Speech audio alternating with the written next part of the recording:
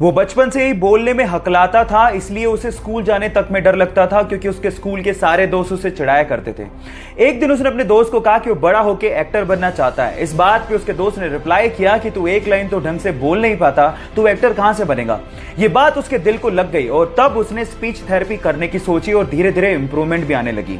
इसके एक्टर बनने की बात उसके डायरेक्टर पिता को भी पता थी, लेकिन वो इस पक्ष में नहीं थे। लेकिन एक दिन पिताजी जब कहो ना प्यारे की स्क्रिप्ट लेके शाहरुख खान के पास गए तो उसने उसे करने से मना कर दिया।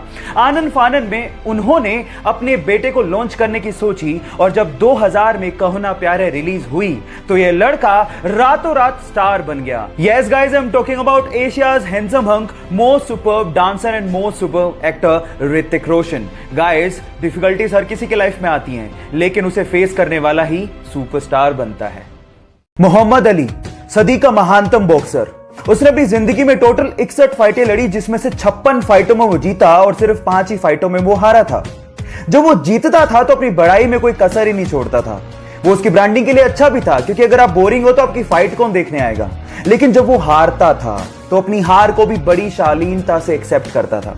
एक बार एक फाइटर से वो हार गया। किसी ने उससे पूछा तो उसने बड़ी शालीनता से जवाब दिया, मैंने हारने के बारे में सोचा तो नहीं था, लेकिन अब जब हार गया हूं तो उसकी पूरी जिम्मेदारी उठाता हूं। गिरा हूं, फिर से उठूंगा, फाइट बैक करूंगा। गाइस, याद रखो, चैंपियंस हार के बारे में कभी सोचते नहीं, लेकिन हार का जब सामना हो जाए तो मुंह चुराते नहीं। इसलिए हार से डरो मत, उठो और आगे बढ़ के दिखाओ। येस बैंक के साथ जो हुआ उस चक्कर में फोन पे ऐप फंस गया, क्योंकि उनके ज्यादातर ट्रांजैक्शन येस बैंक के साथ होते थे। अब 6 मार्च को अचानक से फोन पे ऐप ठप पड़ गया, जिसकी वजह से लोगों को परेशानी हुई। अब इसका फायदा उठाते हुए उनके राइवल पेटीएम ने ट्वीट करते हुए कहा कि डियर फोन पे, पेटीएम सबको अपनाता है, हम आपके कामकाज को संभालने में सक्षम है, हमें आपको सुधारने का मौका दीजिए। इस बात पे फोन पे ने रीट्वीट करते हुए कहा कि डियर पेटीएम, अगर आपका कामकाज इतना ही अच्छा होता तो हम पहले से बोल चुके होते। और उसके बाद जो उन्होंने लिखा वो आप लोगों को सुनना चाहिए।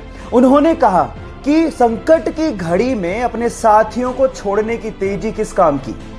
Foam is temporary but class is permanent. So guys, यहां सीखने लायक बात यह है कि संकट की घड़ियां आती जाती रहती हैं। इस सिचुएशन में अपने साथियों का साथ कभी नहीं छोड़ना चाहिए, क्योंकि वक्त बदलते देर नहीं लगती।